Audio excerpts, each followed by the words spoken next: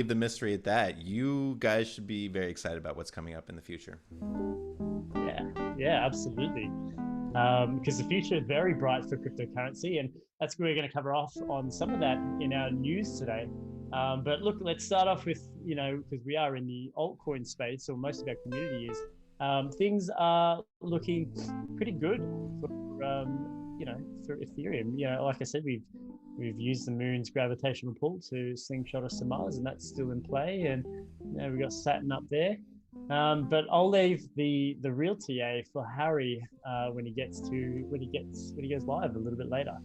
Sorry, not live. When he produces daily TA videos, which is absolutely gold, by the way. I literally don't even have to do this stuff anymore. I watch when his videos are. I set some targets and I adjust my portfolio accordingly. So, um, it's brilliant. It's brilliant. It's true. It's true. Not to. I guess that's part of our group. I have no problem shilling Harry because he really is fantastic at the TA about keeping it simple. I mean, you really don't need to watch a full half-hour video about Bitcoin. You can really just watch his quick and concise videos. And I honestly don't know anybody that's giving that good TA in that concise of a format. So that's all I gotta say. um, I have the Bitcoin dominance here. Things are looking very positive for altcoins. We don't have a lot of Bitcoin dominance, and to be honest, I think eventually, as time goes on and all these new cryptocurrencies come into space and have that utility that mass adoption needs, I think we'll probably see this very low. Although I'm realistic as well. I don't think it'll happen for a very long time, but I think you'll find there'll be a long-term trend of Bitcoin going down. We might see something change during the possible bear market in the future. But that's my 2 cents. So write that down. Marsh, did you want to crack off with a little bit of news? Definitely. We can get into this. There is, especially since everything that went down with Elon pumping the Bitcoin bags. I think now there are just really so many gigantic bags. I mean, calling them giga chads or whales is really sort of an understatement.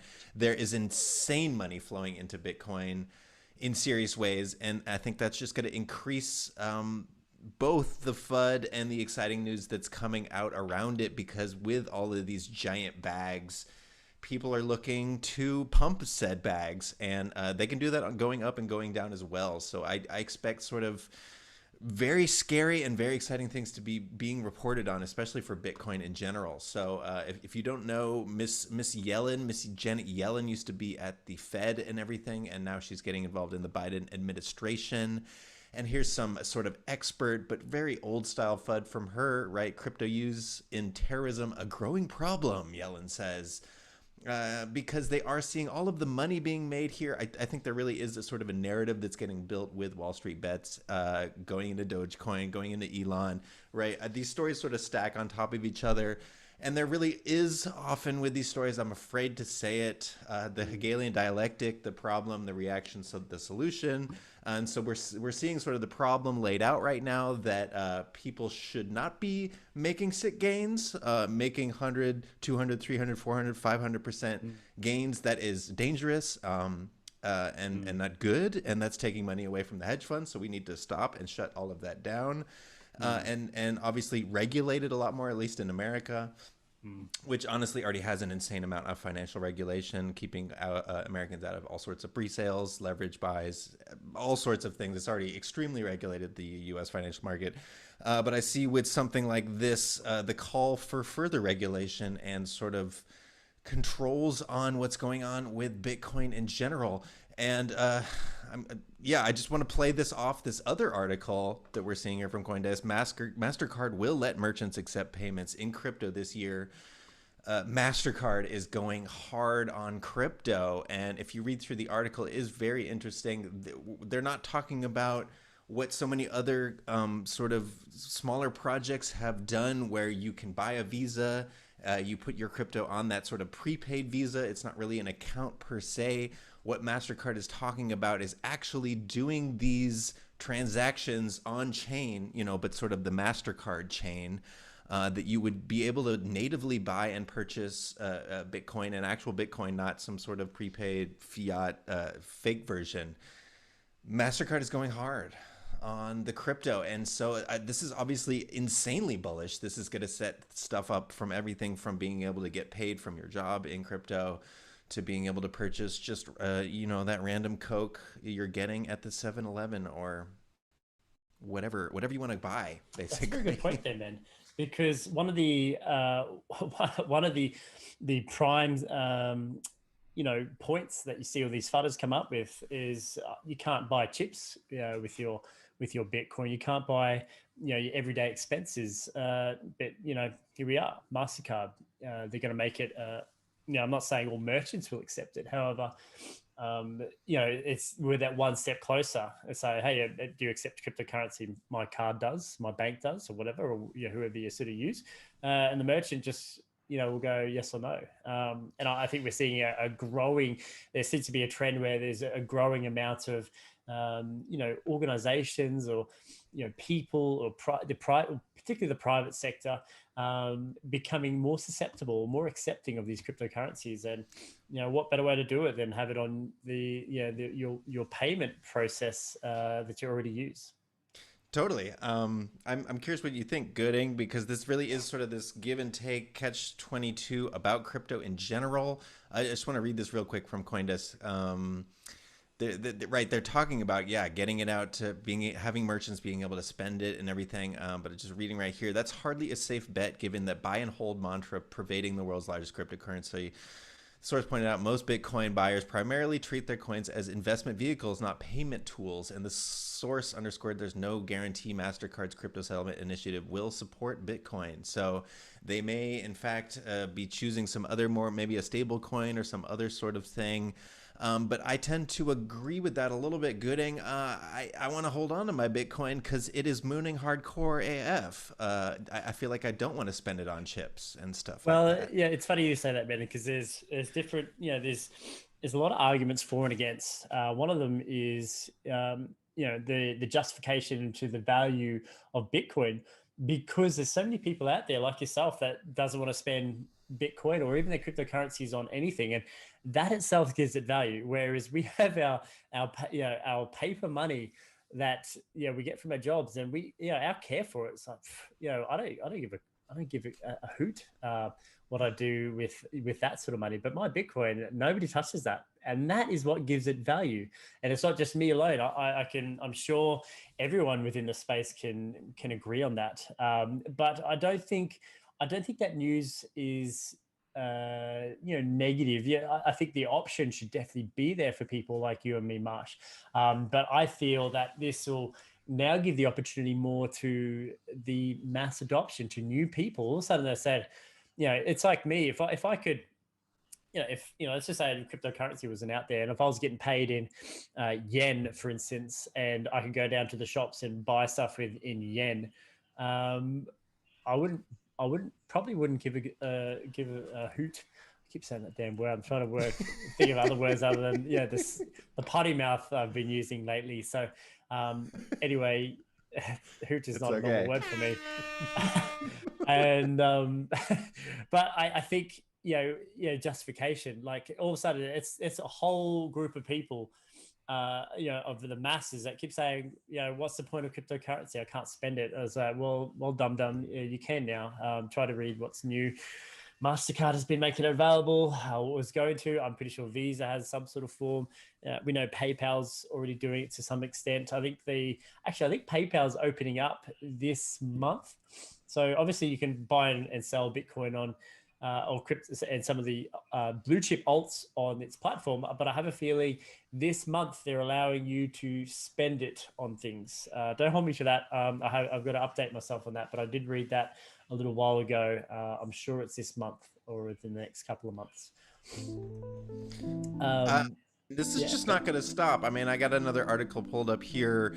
Amazon preparing to launch a digital currency project in Mexico, especially with emerging markets. Everybody is just getting super hyped about capturing these new markets. And I think a lot of companies they've already seen the writing on the wall. They've been planning this for quite some time. I'm sure Amazon has been planning this for quite some time. It's going to be sort of a race to the top or a race to the bottom. I mean, we really are entering a sort of a new era in crypto. It isn't just sort of the degen, low caps, obviously exciting projects still happening in the Uniswap space. But we really are sort of, right? If I'm thinking of that chart, right, where you start with the smart money and then the institutional investors and then the retail happens.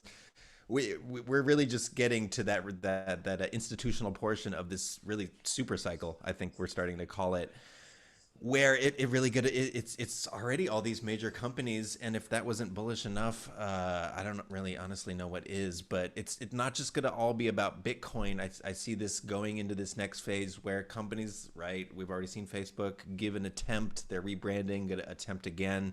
Amazon's going to try to get into this digital currency. But as they're saying here, it's going to be a walled garden type. They are looking for ways to get rid of the volatility, basically, so people will actually start to use these digital currencies to pay for things, as opposed to just holding on and hoping they will moon.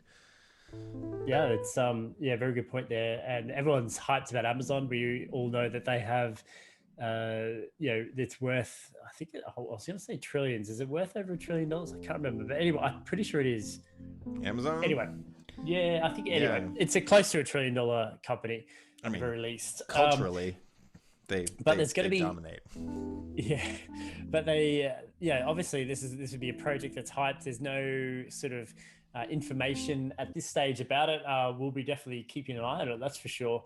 But what I do want to sort of elaborate a little bit on that point you made about the super cycle, and we've heard it's been talked about for the last probably since about November. And I think we all observed in 2020 there was so much regulation and resistance being broken down last year with, we had MicroStrategy coming out of the crypto closet.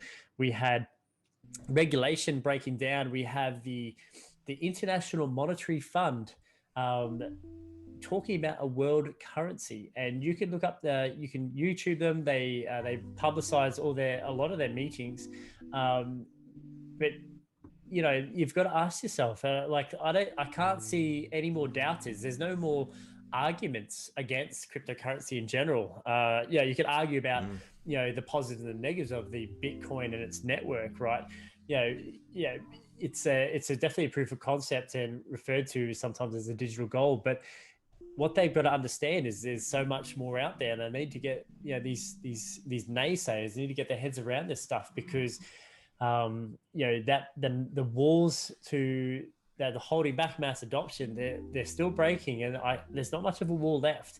And now to touch on that super cycle, it's linked with the mass adoption. When people need cryptocurrency all of a sudden, they don't know they need it, but they do. And we see it every day when you go down to a bank and there's too much control of your fiat currency. I'm not going to go down that path yet or on this episode, but this super cycle, it's going to be interesting, because I have my own exit strategy sort of planned out in my head, and I have, I was planning on cashing out at the end of this bull cycle, like everyone is. But will that bull cycle stop? That's a very good question, and I'm going to be working with our community to keep our ear to the ground, because I have a feeling we might not ever see I can at least say I don't think we'll see the traditional conventional sort of bear cycle that we've seen in the past, where it's just very obvious and overhyped. I think we will see something very different in the future, and what that might look like, I'm not too sure. Yeah, I'm really trying not to have too many regrets, just in life in general, but also in crypto. But I do have been thinking a lot about the past and sort of moves I could have done differently with my crypto, because I honestly don't think that phase is ever coming back, where everybody is really trying to say this is a scam, the price falls through the floor, people drop away. with Elon, with MasterCard, with Amazon, with Apple, everybody getting in on it. Are you guys joking? I don't buy any more of your FUD. Obviously, we're still going to see some healthy corrections. Things are going to drop for moments, but I really personally, I don't honestly see us ever going back to those ranges that we saw post 2017. I just don't see that happening again with these heavy bags being held by the masters of the universe, as we like to call them. Let's start to wrap it up a little bit. I think that's it's a conversation for another day. We could definitely draw that out for hours, I think, as we bring up more examples of the mass adoption itself. First, I do want to apologize to the community that we were running a little bit late today. We will work on this. We will get better, and I take full responsibility for that. It was that really important meeting where we're planning super important secret stuff. I mean, yeah. Sorry, guys. We're gonna have to. You have to get in on this. Yeah, I do want to. Before we do wrap it up, I think a lot of this episode has been about, right, careful which kind of news you listen to and in which way, because that is the trouble in crypto. We do need to constantly be taking in this fundamental analysis, this FA, but you do need to be aware that often people are trying to trick you and make you make the bad decisions because they're the ones that are going to make money off of you. And this isn't directed at any particular publication or person. But that is just sort of how the market works for the big guys. They want to make you believe something that is not right because they will be making money off you making the wrong decision. And this is a very interesting story here, right? Bitcoin ignores Lindsay Lohan's to the moon tweet as Bitcoin price drops 7% or more. So I've been looking for this Lindsay Lohan. There she is, right? Lindsay Lohan tweeted Bitcoin to the moon, rocket emoji, on February around this time, and that is exactly the time that the floor fell out of Bitcoin. And she does have an insane amount of followers. She is probably one of the most sort of popular celebrities on Twitter. And so probably a lot of people ended up buying right there in that moment for the very first time and got dumped on in a very serious way. So I reckon they just went ahead and clicked the follow button. It just sort of went down. So, right. So oftentimes we are excited when celebrities are tweeting. We're excited when big, gigantic businesses are getting in on it. But it was very similar what happened with Elon when he did his whole thing with the SEC filing and the Tesla and the billions of dollars into Bitcoin. We saw a pump at first. But if you honestly weren't in already, you probably were too late for that pump. And then you got dumped on yet again. And so I'm not saying obviously always do the opposite of what people are saying or writing, because that would be too simplistic. But oftentimes, I don't know. Obviously, in hindsight, the smart choice would have been as soon as Lindsay tweeted this to get out of Bitcoin for a second, because there's going to be some shorting going on. I don't know. Thoughts, Gooding? Nice, spot on, mate. We'll try and wrap this up. I do want to mention we had very, very good success with our paid network video, 100x. It did achieve 100x from IDO, 12x from Uniswap launch. But I do want to point out, Marsh has done another video, which, I want to call it 100x. He's a man that can probably call that himself. But I dare say it is going to be our next 100x, because it has. I've been looking into it a little more, and it's got the potential there. And we'll talk about it a little more in the Telegram there. But get amongst that, have a watch that video, shill that video, help us out, help. I was going to say brother out, but we got brothers and sisters. So help our brothers and sisters out. It doesn't quite flow. Anyway, help us out. Help us out. That video in there a little bit. Yeah, and definitely check out this new coin. I mean, the only nugget I would drop here in this live stream is that, $85 million wanted to buy the coin and less than 1 million was able to buy the coin. I would call that sort of an overhyped moment in the crypto that's time. That's an instant 80x right there. With a little bit of maths, 80x straight off the bat. I'm not a math scientist, but that checks out to me. All right. Alrighty, guys. Actually, it's a 90x. Now I'll do a bit more maths in my head. All right. No worries, guys. I just want to say thank you very much for tuning in. Marsh, you have some killer news there. Thank you very much. And a shout out to Lara for making this a lot more seamless. She's in the background doing her stuff. She's nervously smiling there, or embarrassingly smiling there. But shout out to her for making this easier and easier on our community's eyes. So that's what I'm saying. There's so much going on in the background you guys don't see, you guys don't know. I mean, adapt. You guys are early, honestly, very early to adapt. I'm just saying. But if you haven't, you got to get in that Telegram. Check out the links in the description. Check out the website. The YouTube channel is honestly just the scratching the surface. So get amongst it, as you Australians say. I never say that. Get amongst it. Yeah, we say it all the time. All right, get amongst it, guys. See you later.